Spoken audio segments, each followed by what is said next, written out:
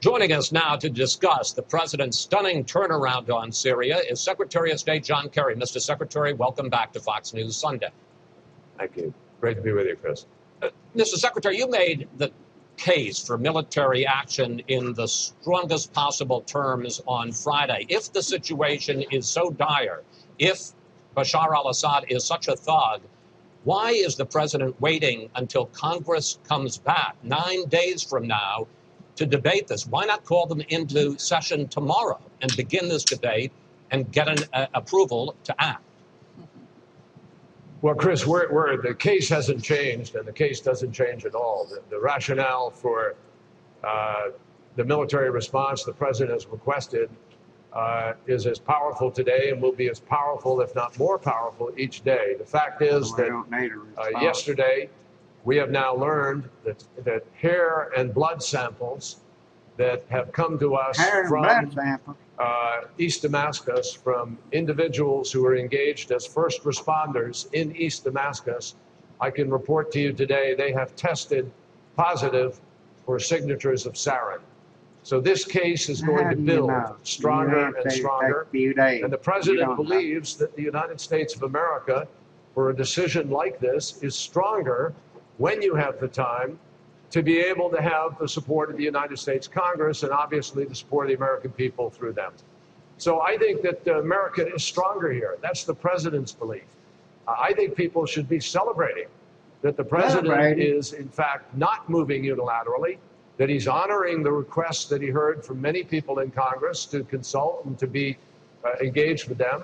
And I think realizing that the Assad regime is already on the defensive.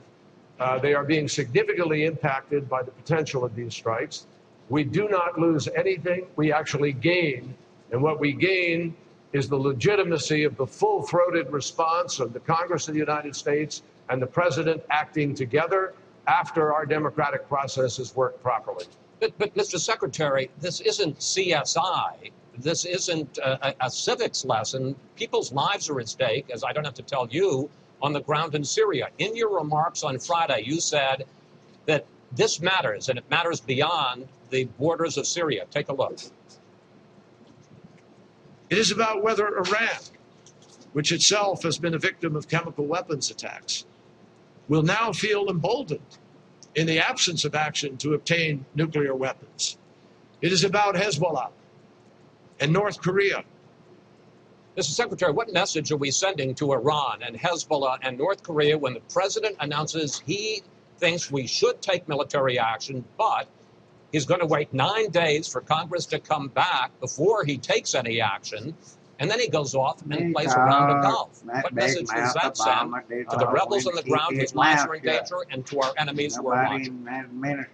I think actually North Korea and Iran ought to take note that the United States of America has the confidence in its democratic process to be able to ask all of the American people to join in an action that could have profound implications with respect to Iran. The fact is that if we act, and if we act in concert, then Iran will know that this nation is capable of speaking with one voice on something like this, and that has serious profound implications, I think, with respect to the potential of a confrontation over their nuclear program. That is one of the things that is at stake here. I said that. You just quoted it. That and America's willingness to enforce the international norm on chemical weapons. I think we are stronger. The president believes we're stronger when the Congress of the United States joins in this. I mean, Congress can't have it both ways. You can't sit there and say, well, you got to consult with us and we ought to honor the constitutional process, and Congress has the right to make its voice heard in these decisions, and the president is giving them that opportunity. And I think you should welcome it, Chris, and the Congress and the country should welcome this. It's a healthy debate. It's an important debate, and we do not lose anything militarily in the meantime. If Assad the refugees were on to the ground lose decide, something, sir, they lose the possibility that they're going to get killed in the meantime. Let me just, if I may, follow up. Ronald Reagan didn't think he needed congressional approval to go after Gaddafi in Libya. Bill Clinton didn't think that he needed approval to go after Kosovo or to go after Al-Qaeda. This president seems to think he needs political cover. Actually, Chris, at the very instant the planes were in the air in Kosovo, there was a vote in the House of Representatives, and the vote didn't carry. So the truth is, the president would have loved to have had the support from Congress. The fact is that our country is much stronger when we act together. I'm amazed that you would argue against the Congress of the United States weighing in, when in fact already Assad is on the defensive. He's moving assets around, he's hunkering down, he's taking a response to the potential of a strike. And the fact is that this strike can have impact when it needs to, with the support of the Congress of the United States. Now, if the Assad regime, let me just finish, if the Assad regime were to be foolish enough to attack yet again and do something in the meantime, of course the President of the United States knows he has the power to do this, and I assume the President would move very, very rapidly, but he feels we are stronger in getting the United States as a whole to gel around this policy, to understand it better, and to know what the strategy is and why the United States needs to do this. What if Congress refuses to authorize action? What happens then?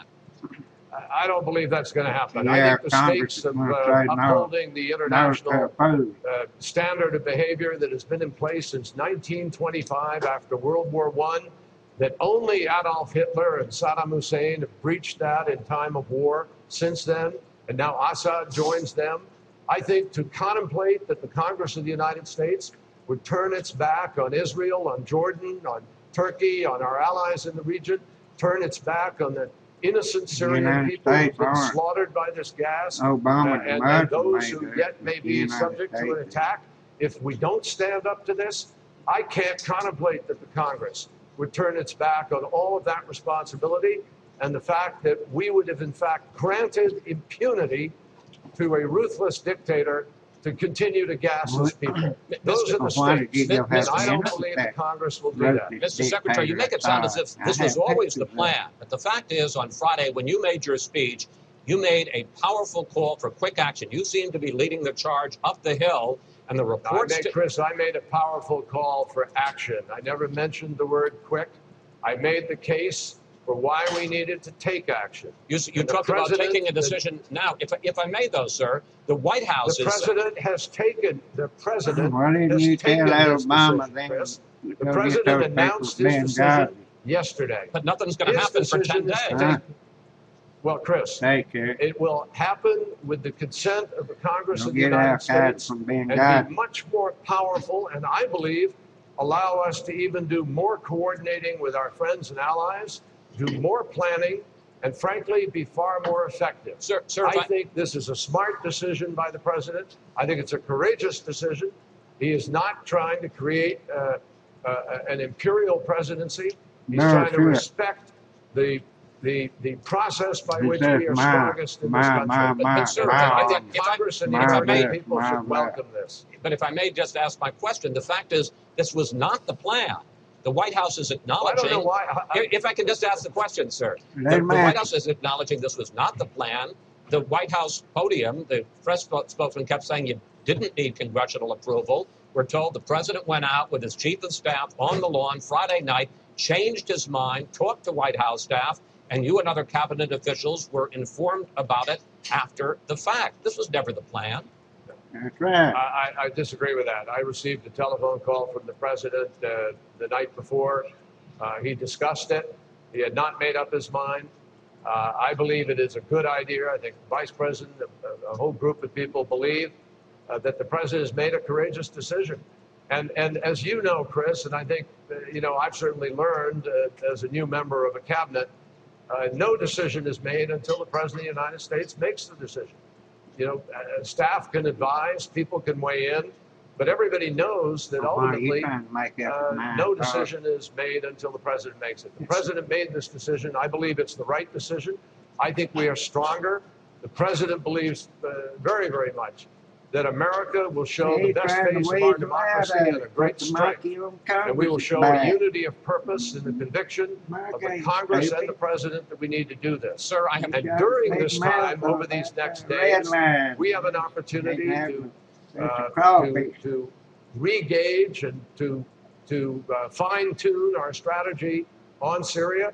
I know people like John McCain, Lindsey Graham, others have thoughts about things that could strengthen it. I think we can create a unity of purpose here that actually makes America stronger and that is, frankly, much more damaging and much more problematic for Assad. One final question, sir, and we have less than a minute left. You talk about this is going to make it worse for Assad. After the president announced his decision, officials in Damascus were saying that the president had flinched, had made a joke of the American administration. A newspaper out on the streets of Damascus today calls this, quote, the start of the historic American retreat. Haven't you handed Syria and Iran at least a temporary victory, sir? Yeah, they did. I don't believe so at all. And that is in the hands of the Congress of the United States. The president has made his decision. The president wants to stand up and make certain that we uphold the international norm, that we do not grant impunity to a ruthless dictator to gas his own people. Anybody who saw those images, anybody who now focuses on the evidence that I just gave you about signatures of sarin in the hair and blood samples of the first responders. I mean, first responders died. People who went to help the people who were hurt died in this case.